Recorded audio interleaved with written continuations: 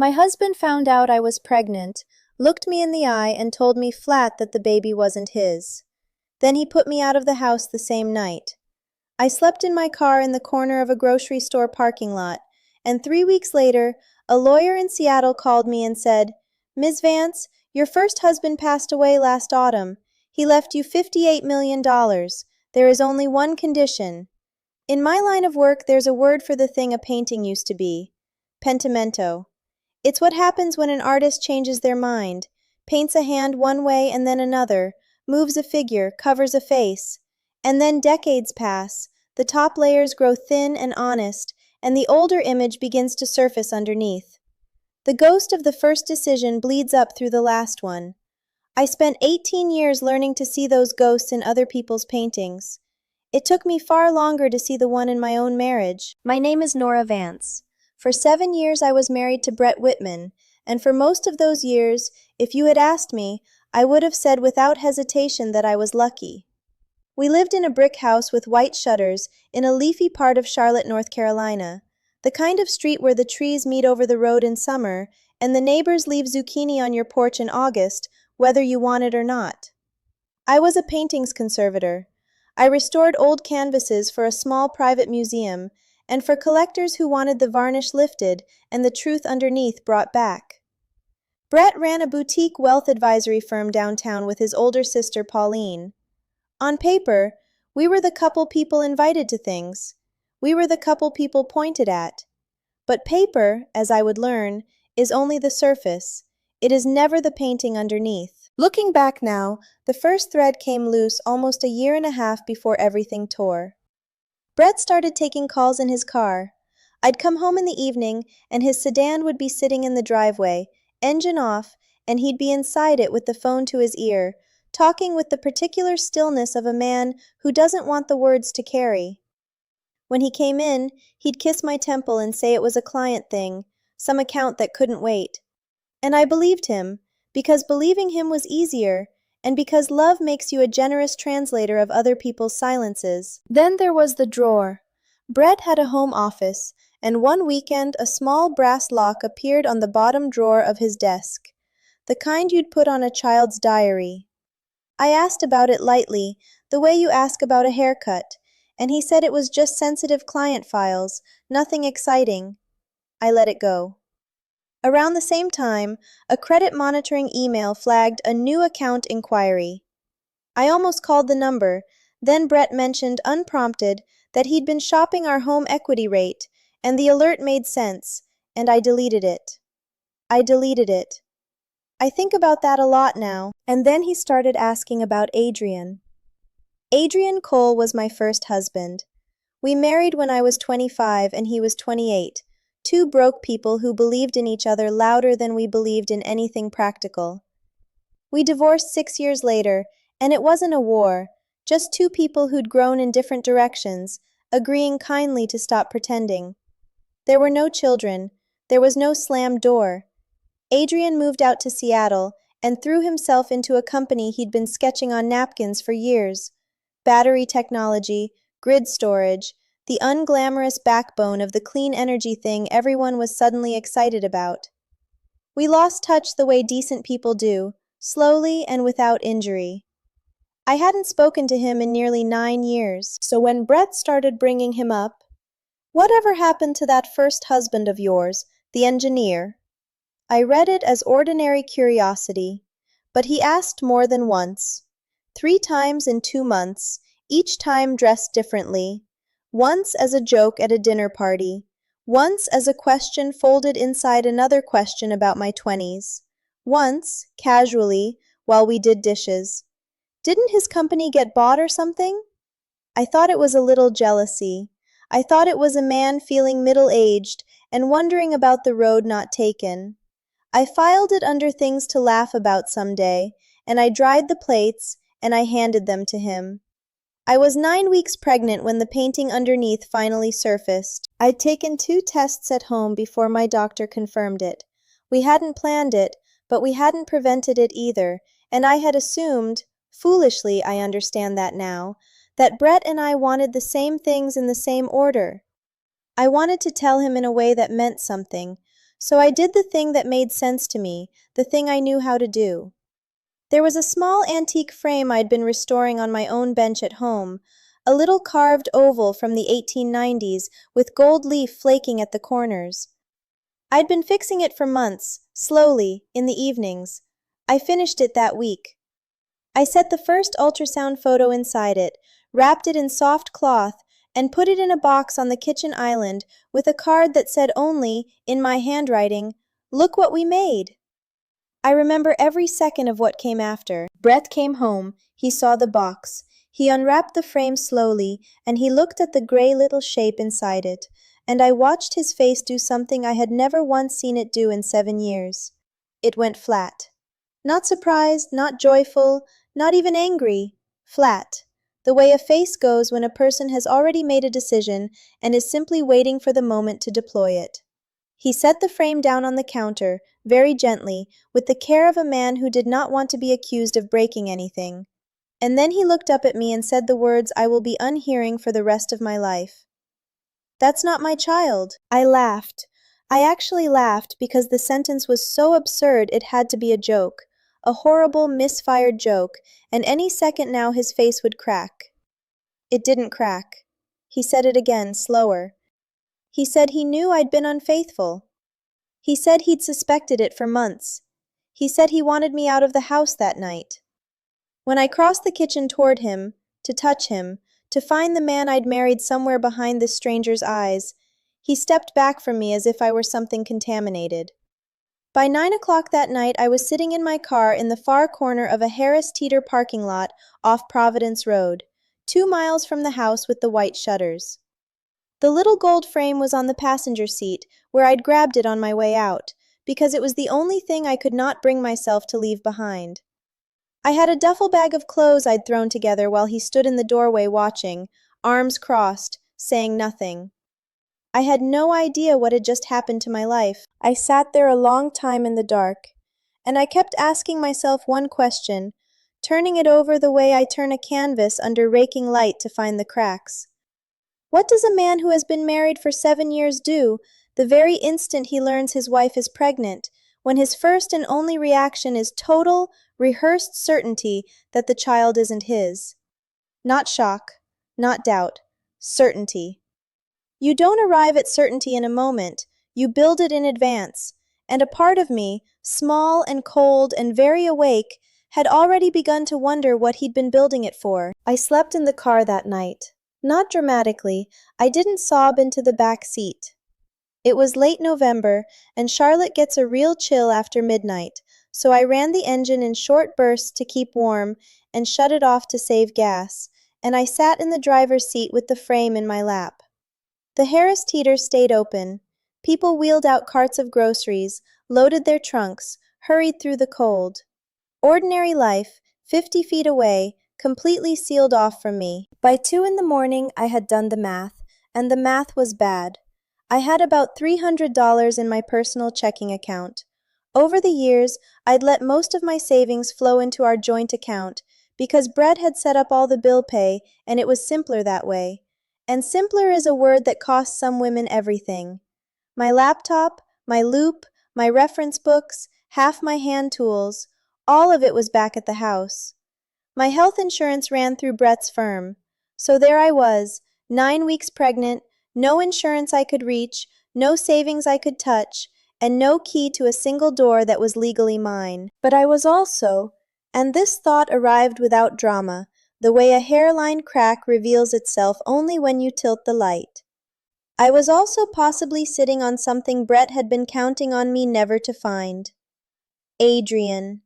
Brett had asked about Adrian 3 times in 2 months. Why? Brett was not a jealous man, and he was certainly not a sentimental one. He was a man who read balance sheets for a living, who could smell value in a thing before the people standing next to it noticed. If Brett had been circling Adrian, it wasn't insecurity, it was research. And the only thing worth researching about an ex-husband you've never met is money. I took out my phone and did something I hadn't done in years. I searched Adrian Cole. His company had been acquired, that part was real, about 2.5 years earlier, folded into one of the big energy conglomerates. The price wasn't public, but the buyer was the kind that doesn't make small purchases. There were a couple of old profiles, a conference talk, a LinkedIn page frozen in time, and then nothing.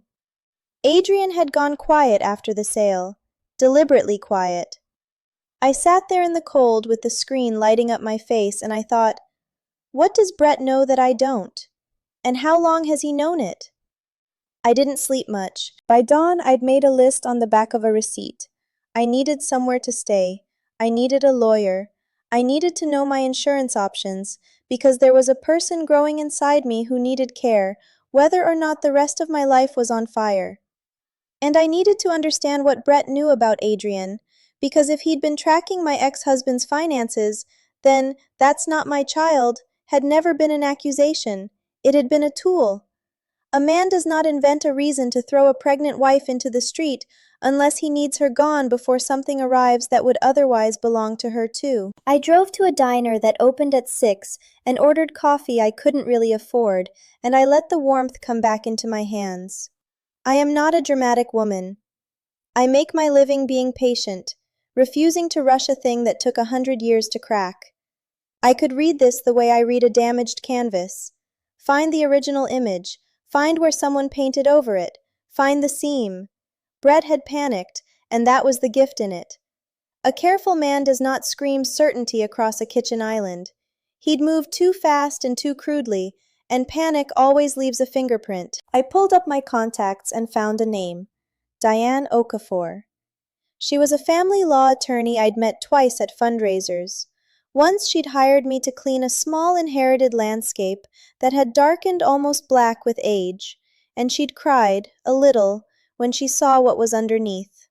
I had her cell. It was barely 7 in the morning. I texted her anyway. "Diane, it's Nora Vance. I'm in trouble and I need a consultation as fast as you can give me one. I'm sorry for the hour." Her reply came 9 minutes later. "Be at my office at 8:45. Don't talk to him. Don't sign anything." Diane's office was downtown, 11th floor, all glass and quiet. Her assistant walked me to a small conference room that smelled of coffee and clean paper. I was still in yesterday's clothes. I'd bought a toothbrush at a gas station. Diane came in at exactly 8:45, set a yellow pad on the table, and looked at me with the level, unsurprised gaze of someone who had heard a great deal of human ugliness in that room and had learned to meet all of it with the same steadiness. "Tell me everything," she said. "Start at the beginning. Don't edit yourself, and don't decide in advance what matters." So I told her. She wrote without interrupting. When I finished, she set down her pen. "First, the immediate things," she said. "Whose name is the house in?" "Both." "Then he cannot lock you out, and if he has, that's something we fix quickly. The joint account. Has he moved money since last night?" I didn't know. She slid her phone across the table and told me to log in. I did. The balance was $11. 2 days ago, it had held a little over 26,000. I set the phone down. My hand, I noticed, was perfectly still. "There are 3 transfers," I said. "Last night. Between 9:40 and 10:15. About an hour after he'd put me out. Into an account I didn't recognize." Diane wrote something and underlined it twice. "That's dissipation of marital assets," she said. "It gives us grounds to go in immediately for an order freezing further transfers. Now, tell me about the first husband." I told her about Adrian, and about the questions, and about the silence after the acquisition. She listened with her chin on her folded hands. "You believe your current husband found out something about your ex-husband's money?" she said, "and moved to get you out before some event, an inheritance, a payout, could occur." "I think it's more than possible." "If it's true," she said slowly, "it doesn't just change your divorce, it changes the shape of everything." She leaned back. "Here's what you do today. Open a brand new email account he's never seen. Forward yourself every bank screenshot, every text, every call log you can still reach. Then, I want you to call the State Bar's referral line and ask for an estate attorney. someone who handles probate and beneficiary disputes. You need to find out, formally, whether Adrian Cole left any document with your name on it, a will, a trust, a beneficiary line. You won't get there alone, but an estate lawyer can. I left at 10 with a folder of intake forms and something I hadn't had in 12 hours. A direction. I sat in the parking deck and worked the list like a restoration plan, one careful step at a time. New email, screenshots, a formal letter to the bank flagging the transfers, in the exact language Diane had given me. And then I did the thing I'd been circling all night. I looked up Adrian's family. I remembered his older sister Maggie, Margaret Cole. She'd been kind to me always, even after the divorce, the kind of woman who sends a birthday card 3 years after she technically stopped having to. I found her online, same warm face, older now. I sent a short message, that I was Nora, Adrian's first wife, that something had come up and I might need to speak to someone about his affairs, that I was sorry for reaching out this way, that I hoped she was well. She called me back in 35 minutes. The first thing she said very quietly was, "Nora, Adrian passed away in October. His heart. He was 46. A pause. "His attorneys have been trying to find you for weeks. How did you not know?" I told her I hadn't. She was silent a moment, then said, "He never remarried. He talked about you sometimes near the end. He said you were the only person who'd ever wanted him, and not the thing he might become." Another pause. "His estate lawyer is in Seattle, Raymond Tully. Nora, call him today." I sat in that parking deck a long while after we hung up. Adrian was gone, 6 weeks gone, and his lawyers had been searching for me the entire time, while somewhere in Charlotte, my husband watched the calendar. The shape of it assembled itself in front of me, like an underdrawing emerging from beneath the paint. The questions about Adrian, the locked drawer, the calls in the car, the money pulled from our account within the hour of my leaving. Brett hadn't suspected something. Brett had known. He'd found out about Adrian's death weeks ago somehow, and spent that time calculating. And when I came home glowing, holding a little gold frame, threatening to complicate his arithmetic with a child, he had moved. That was the moment the floor truly dropped out. Not, "That's not my child," not the parking lot.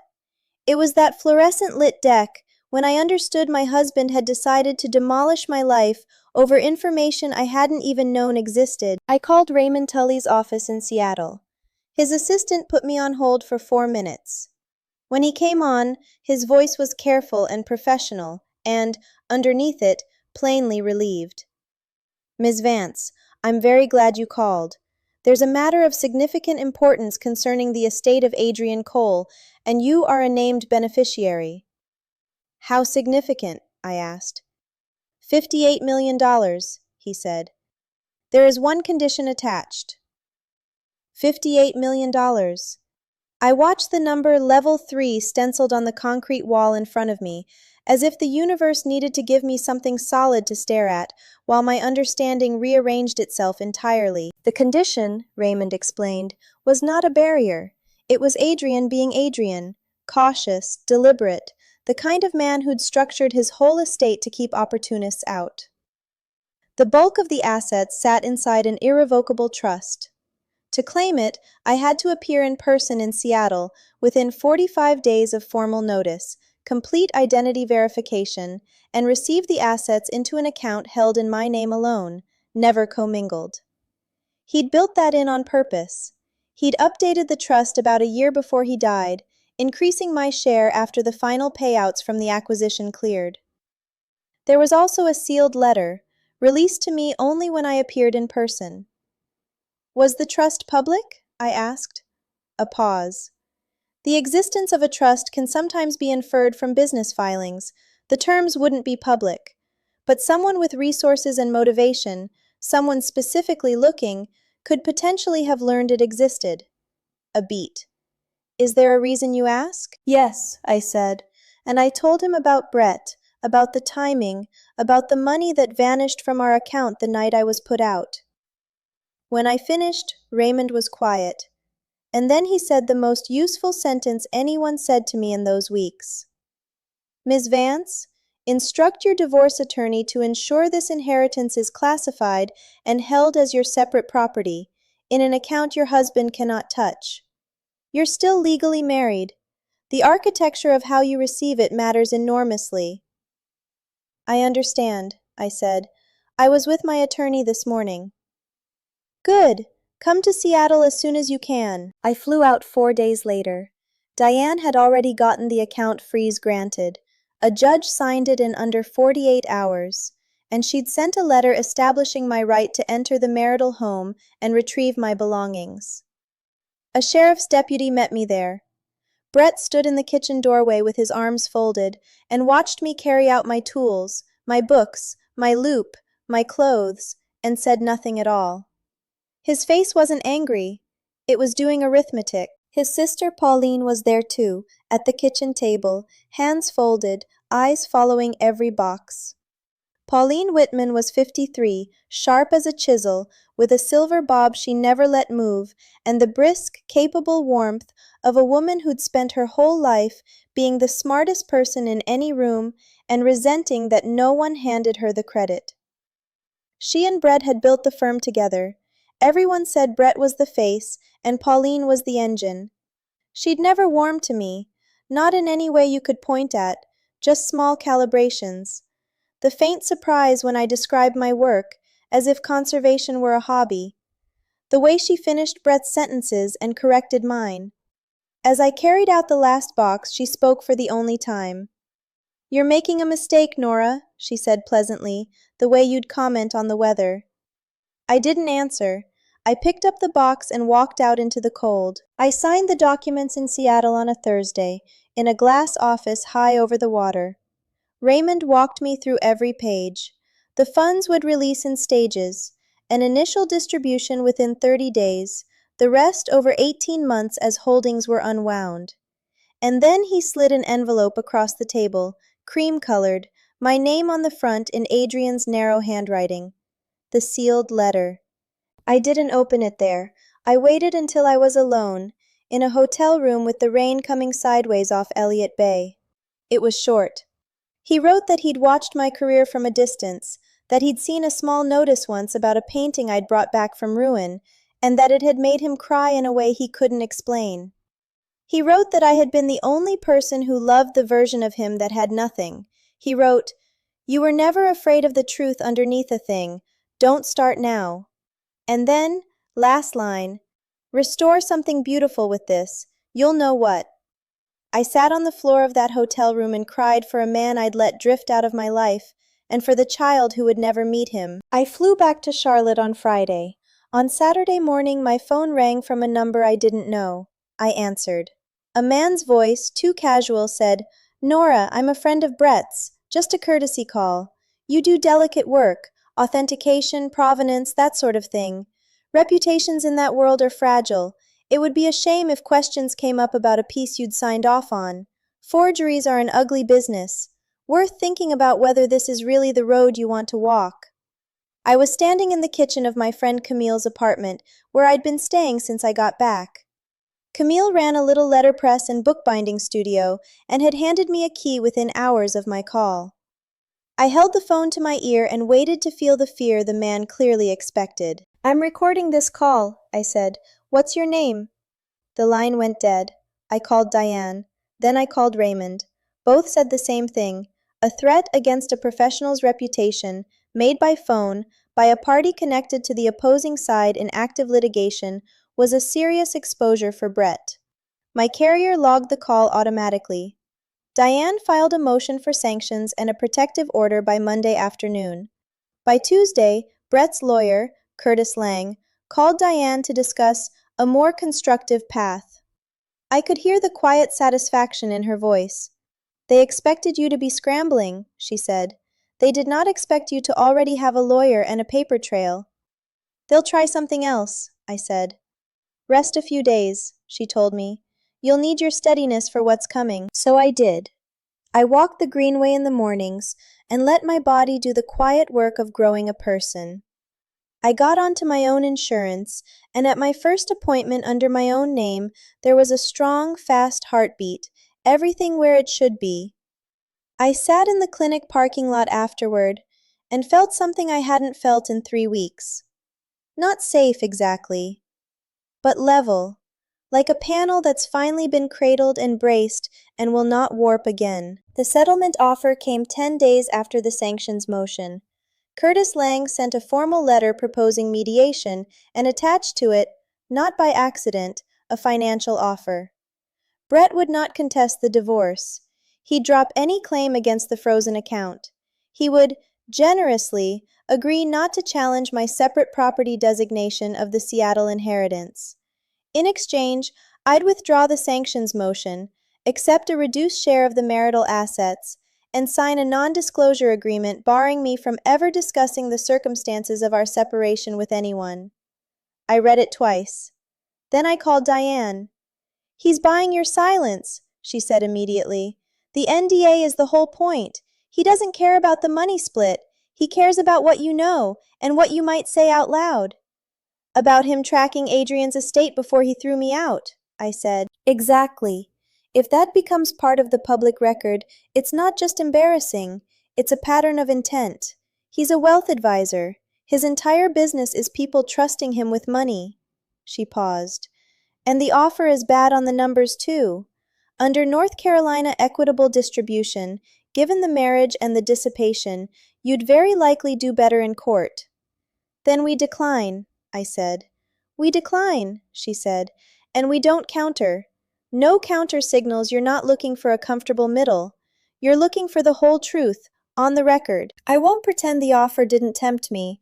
There's a version of you, pregnant, tired, sleeping in a friend's spare room, who looks at a number on a page and thinks, 'What if this is enough? What if I just sign it and go somewhere quiet?' I sat with that version of myself for the better part of an afternoon, tea going cold, rain on Camille's windows. And then I put her away. Because the offer was never about helping me. It was about protecting Brett. And more than Brett, I'd begun to suspect, it was about protecting whoever had actually done the patient, months-long work of researching a dead man's estate without ever tripping my notice. Because Brett didn't have that kind of patience. Brett was the face. Brett needed an engine. I called Maggie Cole and asked her one careful question. In the months after Adrian died, had anyone reached out to the family asking about the estate? Or about me? She was quiet a moment. "A woman called," she said, "maybe 6 weeks after. Said she was a financial journalist doing a piece on energy acquisitions. She asked whether Adrian had left any significant bequests and to whom." A pause. "She had a Charlotte area code. I remember because I almost mentioned the weather." That was enough. Camille had been my friend since art school, the practical, funny, fiercely loyal kind whose loyalty shows up not in speeches but in spare keys and pots of pasta. That night she came home, found me at her kitchen table with papers spread out, and made dinner without a word until we'd both eaten. Then she said, "Tell me where you actually are." So I told her all of it, the estate, the offer, the threatening call, the woman with the Charlotte area code. Camille listened the way she always listened, eyes on my face. When I finished, she said, "So the sister found out about the money first, and the plan was to clear you out before the estate settled, so you'd have no claim through Brett." "Except I was already a direct beneficiary," I said, "through Adrian. Getting rid of me wouldn't have changed that at all." "So they didn't understand the structure," she said. "They thought Adrian left you something small, or nothing. They never imagined the scale." "And then I got pregnant," I said, "which wrecked their timeline, and Brett made a move that was fast instead of smart." "What do you need from me?" "A witness, maybe. Someone who can swear to what condition I was in when I showed up here." "Done," she said, no hesitation. "And don't thank me yet." They came on a Sunday. Not together. Pauline came first, alone, which I should have recognized at once as the maneuver it was. She called Camille's number, which I'd never given her, which meant Brett had dug it up. She asked very gently if she could come by just to talk. She used the word please, which I had never once heard her aim at me. I thought about it for 30 seconds and said yes, because refusing would tell me nothing, and agreeing might tell me everything. She arrived with a small tin of shortbread, so precisely engineered to look harmless that I almost admired it. She sat on Camille's couch, declined tea, let her eyes move around the apartment, and got to it. "This has spun out of control," she said. "Brett behaved badly. I won't defend the night it happened, but Nora, dragging this through a courtroom helps no one. Sign the agreement, take the settlement, protect that baby from years of ugliness." She let it land. "You've already got your inheritance, dear. Why burn the rest of us down on the way out?" And there it was, your inheritance. I had never told Pauline a single word about Adrian, about Seattle, about a trust, about a number. Diane had filed everything under seal, but Pauline knew it existed, knew it was mine, knew enough to call it inheritance and not guess. She'd known for months. She had always known. The woman with the Charlotte area code, asking a grieving family which way the money flowed. I looked at her over the shortbread. "I think you should go," I said very calmly. She studied me a moment, recalculating, then picked up her tin and left without another word. I locked the door behind her and called Diane and told her exactly what Pauline had said, word for word. Diane subpoenaed everything. The records came back over the following weeks, and they were worse than I'd guessed. There was a prepaid burner phone, registered to no one, that had called Maggie Cole, the journalist who never existed.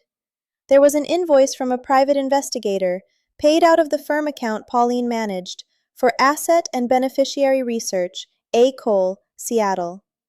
There was a second mortgage Brett had quietly taken against our home 3 weeks before he threw me out. He'd drained the equity too, not just the checking account. And there was an email from Brett to Curtis Lang, written 4 days before the night in the kitchen, that said in plain words he needed the Nora situation resolved before the Seattle people reach her. He hadn't snapped. He'd scheduled it. The reckoning came in a courtroom on a gray Tuesday in February, at a hearing on Diane's motion for sanctions and an unequal division of assets. Brett sat across the aisle in a charcoal suit, with the carefully blank face of a man who'd been coached on exactly how much expression to wear. Pauline sat behind him. I sat with one hand low on my stomach, where the baby had begun in the last few days to flutter, small and certain, like a knuckle tapping on the inside of a door. Diane was unhurried. She walked the judge through the timeline like a conservator walking a collector through a forgery. Here is the surface story, and here, underneath, is what was painted first. The burner phone, the investigator's invoice, the hidden second mortgage. Then she put the email up on the screen, full size, and read the line aloud. "Resolve the Nora situation before the Seattle people reach her," and asked Brett on the stand who the Seattle people were. "I don't recall," Brett said. "You don't recall whom you meant," Diane said, "in an email you wrote 4 days before you accused your pregnant wife of infidelity and removed her from your home." Curtis Lang objected. The judge overruled him. Diane asked whether Brett had known, before that night, that his wife was named in Adrian Cole's estate. The silence ran 4 full seconds. I counted them. "I had some information that suggested it might be possible," Brett said finally. And in that one sentence the whole composition came apart, not in a crash, but the way a panel settles when a brace gives way, slowly and then all at once. I had spent 7 years learning to read that face. I watched him understand, in real time, that the thing he'd built had failed inspection. He looked at me.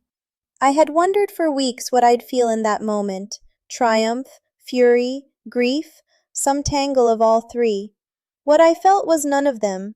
What I felt was the clear, weightless steadiness of a person standing in front of a painting she has cleaned all the way down to the truth, knowing exactly what's real and what was painted over. I held his gaze and said nothing. He looked away first. He settled 9 days later.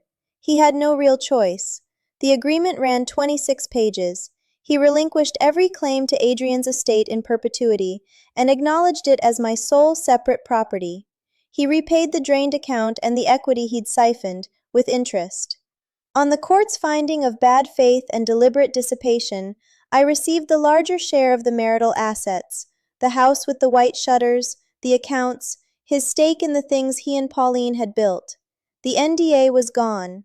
I signed nothing that silenced me, and I never will. And there was one more page in that file. Paternity had been established by a prenatal test weeks earlier. The baby was his. Of course she was.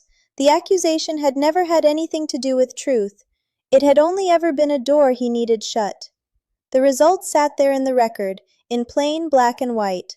Proof that he'd been wrong from the very first word, the night he looked at a little gold frame and said, "That's not my child."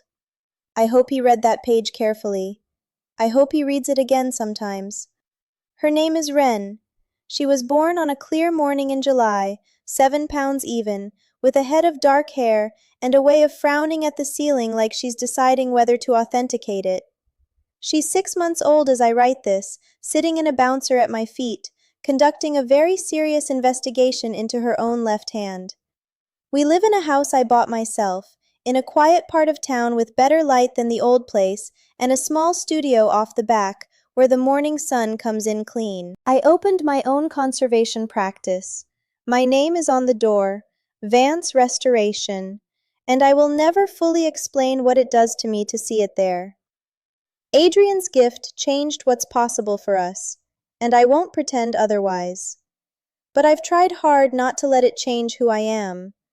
I still cradle every panel myself. I still test the varnish in a corner first. I still call Maggie on Sundays. I used part of the inheritance to fund a fellowship for young conservators who can't afford the training. Restore something beautiful with this, he'd written, and I think I knew what. I think he'd be glad. Brett's firm contracted hard the year after the divorce. The settlement forced him to sell his stake, and money is the kind of thing that, once people start asking why it left in the night, tends to keep leaving. He sees Wren on a schedule and keeps it without much drama. He is her father. Whatever he did to me, that stays true, and I try, imperfectly, on the harder days, to keep those two facts in separate frames. Pauline I haven't spoken to since she left Camille's apartment with her shortbread, and I don't expect that to change. Maggie flew out to meet Wren in the autumn and brought photographs of Adrian from the years I'd missed. On a mountain in the Cascades, on a dock in an absurd yellow rain jacket, squinting into the sun with a piece I'd never managed to give him. He used to say you were the only person who ever wanted the truth of a thing, she told me, even when it was inconvenient. I held the photograph a long time. I tried to be, I said. I sit in my studio in the mornings now, before Wren wakes, and I think about the sequence that carried me here. A Tuesday night in November, a grocery store parking lot, a vinyl diner booth, a glass office over the water, a courtroom in February. It didn't feel, while it was happening, like a story with a shape. It felt like watching the top layers of a painting grow thin and the older image rise up underneath, and realizing the marriage had always had a pentimento, a first decision bleeding through the last. The ghost had been there the whole time. I just hadn't let the light fall right. When Wren is old enough, I'll tell her all of it. Not as a warning, as a demonstration. See, I'll say, see what was real, and see what was painted over, and see how you tell them apart. Because if this taught me anything, it's this. The people who try to make you small are always counting on one thing, that you don't know your own worth, and that you'll never check what's underneath. Brett counted on my fear. Pauline counted on my silence. They were both wrong. Know your value. Document everything. Find your Camille, and never ever sign away your own voice. What would you have done, sitting alone in that car on a cold November night? Tell me in the comments. I really do want to know. If this story moved you, share it with someone who needs to hear it today. And I'll see you in the next one.